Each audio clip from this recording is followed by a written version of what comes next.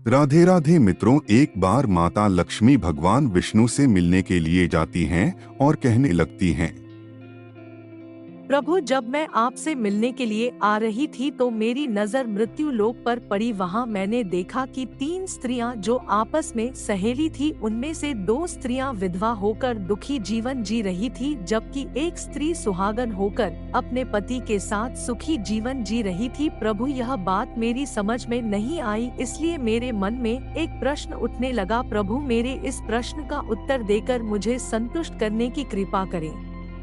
मित्रों, प्रकार माता लक्ष्मी की बात सुनकर भगवान विष्णु कहते हैं, हे लक्ष्मी, तुम मुझे एक प्रश्न बताओ, मैं तुम्हें तुम्हारे प्रश्न का उत्तर देकर तुम्हें संतुष्ट करने का प्रयास करूंगा। तब माता लक्ष्मी कहती हैं, प्रभु, मेरा प्रश्न है कि कौन सी स्त्री समय से पहले विधवा हो जाती है। इस प्रकार माता लक्ष्मी के सवाल को सुनकर भगवान विष्णु कहने लगे, तुम जिन स्त्रियों की बात कर रही हो उनमें से 2 स्त्रियों विधवा होकर दुखी जीवन जी रही हैं, वहीं पर एक स्त्री सुहागन होकर अपने पति के साथ सुखी जीवन जी रही है। जानना चाहती हो आखिरकार ऐसा क्यों है? तो मैं तुम्हें एक छोटी सी कहानी सुनाता हूँ। इस कहानी को बहुत ध्यान से सुनना। आधी अधूरी कहानी सुनने वालों को आधा अधूरा ही ज्ञान प्राप्त होता है, जो जीवन में कभी काम नहीं आता। मित्रों, माता लक्ष्मी कहती हैं, प्रभु, मैं आपकी बात से सहमत हूँ। आप कहानी शुरू करो, मैं कहानी को पूरे मन से सुनेगी। जब तक आप कहानी बोलेंगे तब तक मेरा ध्यान किसी दूसरे स्थान पर नहीं जाएगा। जो इस कहानी को नहीं सुनेगा उसके कोई भी काम पूरे नहीं होंगे। कहानी शुरू करने से पहले एक बार फिर से स्वागत करता हूं आपका अपने धार्मिक ज्ञान चैनल पर। चैनल को सब्सक्राइब कर बेल आइकन को जरूर दबाएं। तब भगवान विष्णु कहते, कौशिक कोढ़ से पीड़ित था। उसके रिश्तेदार उसे छोड़कर चले गए, लेकिन उसकी पत्नी शैव्या उसे देवता के समान ही पूजती थी। पद्म पुराण में पतिव्रत शैव्या की कथा का विस्तार में वर्णन मिलता है। हिंदू पौराणिक ग्रंथ की इस कथा के अनुसार बहुत समय पहले प्रतिष्ठानपुर नामक नगर में कौशिक नाम का एक ब्राह्मण रहता था। वह कोढ़ से पीड़ित था। उसके रिश्तेदार उसे छोड़कर चले गए, लेकिन उसकी पत्नी शैव्या उसे देवता के समान ही पूजती थी। कौशिक बड़ा ही क्रोधी स्वभाव का था। वह शैव्या का अपमान करता, लेकिन वह सुनती। एक दिन कौशिक ने शैव्या से कहा, कुछ दिन पहले मैंने यहाँ एक सुंदर वैश्या को जाते देखा था, क्या तुम मुझे उसके पास ले चलोगी?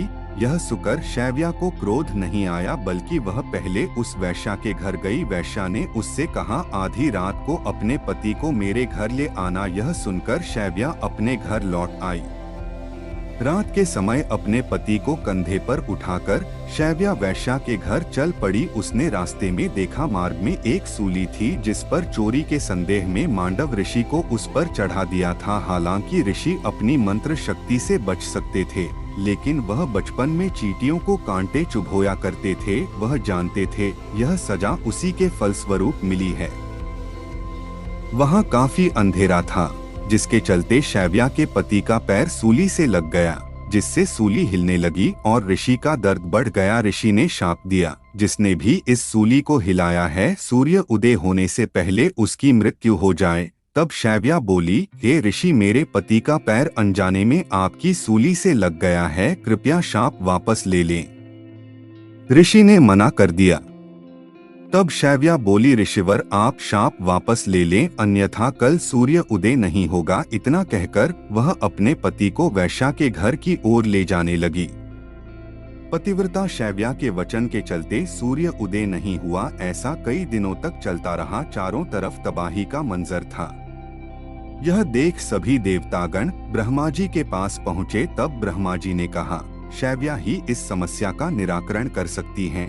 ब्रह्मा जी पतिव्रता नारी शैव्या के पास पहुँचे। शैव्या ने ब्रह्मा जी को बताया कि ऋषि, अगर सूर्य उदय हुआ तो उसके पति की मृत्यु हो जाएगी। तब ब्रह्मा जी बोले, तुम अपने वचन वापस ले लो, मैं तुम्हारे पति को स्वस्थ करके पुनः जीवित कर दूंगा। शैव्या ने ऐसा ही किया और अपने पति के प्राण भी बचा लिए। कौशिक जब स्वस्थ हुआ तो उसे अपनी गलती का एहसास हुआ। इस तरह दोनों दंपत्ति सुखपूर्वक रहने लगे। तो ऐसी थी पतिव्रत भारतीय नारी शैव्या है। हे लक्ष्मी, जो स्त्री अपने पति को ईश्वर के समान पूजती है और उसका सम्मान करती है, वह स्त्री हमेशा पतिव्रता और सुखी जीवन जीती है। जो स्त्री दूसरे गैर पुरुषों के साथ संबंध बनाती है, वह स्त्रियां शादी के बाद विधवा हो जाती हैं। जैसा कि तुमने देखा, मृत्यु लोक में 2 स्त्रियां विधवा होकर जीवन व्यतीत कर रही हैं और वही एक स्त्री अपने पति के साथ सुखी जीवन जी रही है। यह इस कहानी का यही रहस्य था। मित्रों, कमेंट में हर हर महादेव जरूर लिखें, आपकी सारी मनोकामनाएं पूर्ण होगी।